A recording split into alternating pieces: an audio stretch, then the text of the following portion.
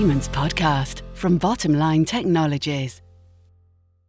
The battle between organisations and fraudsters could be compared to the Tour de France, a race through the windy back streets, or in this case back systems, to make best of a competitive advantage and take, by deception, as much money and data as possible. It's all dependent on who gets to the finish line first.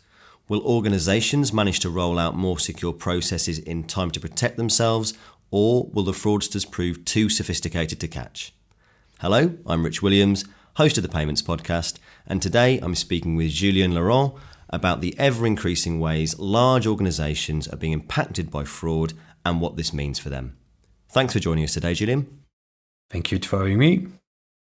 So earlier this year, our independent report, the Payments Barometer, showed us the average loss of fraud for organisations in Great Britain was around £240,000, with 1 in 5 enterprises even losing more than £1 million.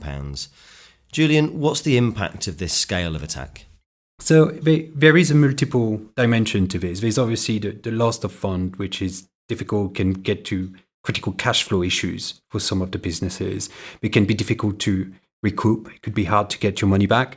But I think furthermore, there is the disruption that can happen in a business, the cost of remediation when it comes after the reputation impact, depending on what business you are in. Having a cyber fraud attack can be quite impactful. We've seen sometimes in the press banks saying that there is a IT glitch, that might cause some disruption. What an IT glitch could be a further more sinister thing happening in the background. So it's quite broad in terms of repercussion, and the cost is difficult to put down. Even for someone that had a serious event, it would be very hard for them to fully quantify the impact financially and on a reputation point of view. Okay, I understand. And it's quite clear from what we see in the media, particularly lately, that many companies are being hit by examples such as this. So what are the most common threats that organisations within the financial services industry specifically might face? Currently, we see a lot of APP fraud type. So these are phishing emails or email that pretend to be your CEO asking for money to be transferred, or more elaborate scam that might target also the end users or client. Malware is on the rise, or ransomware, which we've seen quite a few cases that again can create massive disruption. And in some odd situation, we also see an impact where the attack was to use the resources of the company to do some mining on some cryptocurrency. So they were installing a software in order to make money on the back, not actually do anything else, but stealing powers and energy bills. So it's quite broad. That's interesting. You mentioned there about cryptocurrency mining, for example. Brings us quite neatly to the next question. So we know the payments landscape is changing constantly and very rapidly. And obviously fraudsters have to become more sophisticated to find the latest loopholes. And evidence suggests that they're clearly capable of doing this. So what approaches are they now taking that businesses should be aware of? So the biggest one is what we call island hopping. So it's if a fraudster has tested your defenses and find out that they could not find a way in, they will then look at your supply chain and find a weak link within your supply chain. Now, that might sound like, oh, that's quite difficult, but if you think about it, if you have a Starbucks coffee or a Costa coffee shop in front of your building, it won't take long for someone to sit in here drinking coffee all day to find out who comes to fix your coffee machine or your plumbing. And then if they go after that company, their goal is not to make any damage in that institution, is to use them as a mean to get to you. So we all seen on our Outlook messages to say, do not open this attachment if you do not know the source of it. And we're getting quite wise to this. But if you do know the source, because someone came and fixed your printer or what have you, and then you open the attachment, that attachment could have a payload on it, which is a malware, and that was the door open to them. And they will then move laterally within your organization until they find the system that is the actual target. So they are now willing to go in quite some length in order to get to the end result.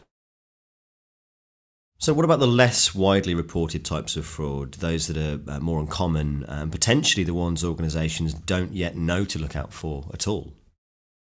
Yeah, exactly. It's recently we had quite a fair bit of PowerShell attack, and PowerShell is an interesting thing. It's a tool used by most IT department in order to deploy perfectly legitimate softwares or update to your laptop or company computers without you having to do anything. So as a user, you don't see anything happening on your screen, but in the background, things get installed and things are happening. And this was highlighted by Swift with a message that they sent to all the Swift users that there were multiple attempts to use that. The sadness with that is PowerShell, when it's on your right hand, is fantastic, but it can also be used by fraudster. So this is some of the things that people failed to see. We notice also a lot of human firewall failure. By that I means you might have written great policies on what should be done, not done in the organization, but if people fail to apply that on a daily basis, then they expose your company to that. And more phenomenally, we've seen the rise of compromised hardware. I think the most shocking example I've seen lately is the OMG cable, which is a lead to charge your iPhone, but that lead has a chip on it and a Wi-Fi antenna built in, which you really cannot see from the outside. But if you plug this into your computer or into your phone, the hacker then, if he is within the perimeter of the Wi-Fi, will be able to gain access and load payloads onto your machine. Now again, if you have a coffee shop in front of your building, how many of those needs to be left around on the table before one of your employees grabs one of them?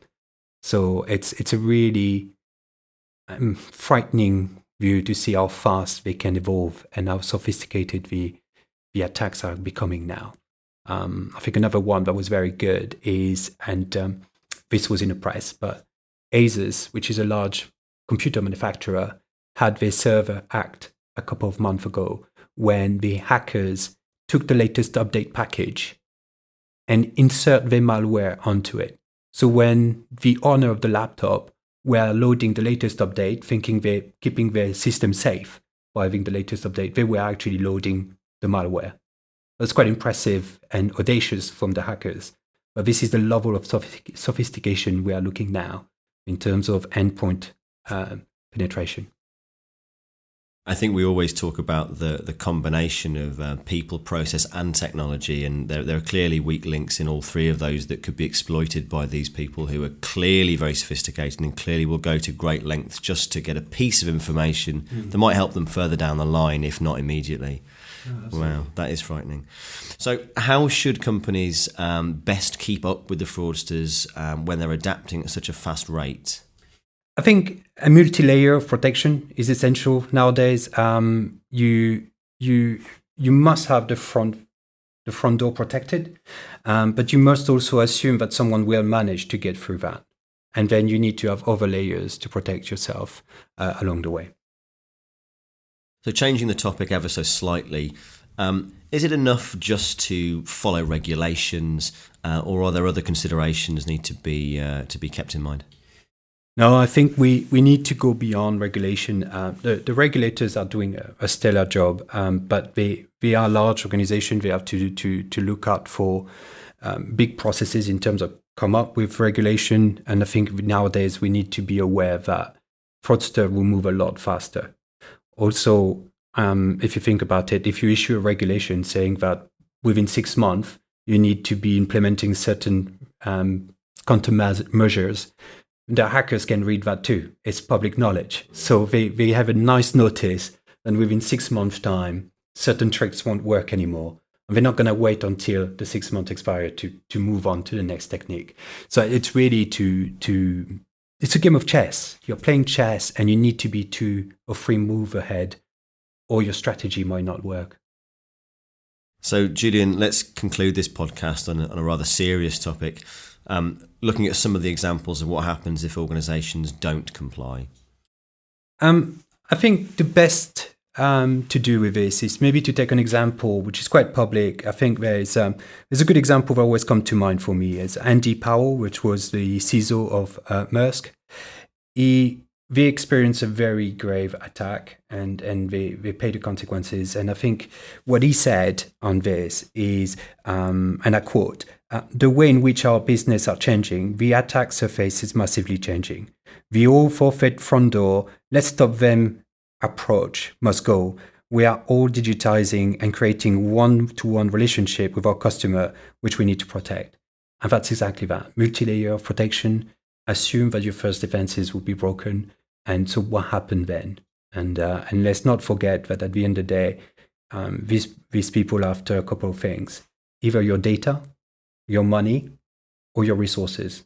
So keep that in mind and add layers to make it difficult to reach those goals. Assume the worst and prepare for it. Absolutely. Great. Well, that was all really insightful, if a little unsettling at times. But thanks again, Julien, for joining us. Thank you. So unfortunately, that's all we have time for today. We'll be back with some more podcasts very soon. And in the meantime, you can listen to more episodes on all things payments at the touch of a button using your preferred provider. And we'll see you all next time.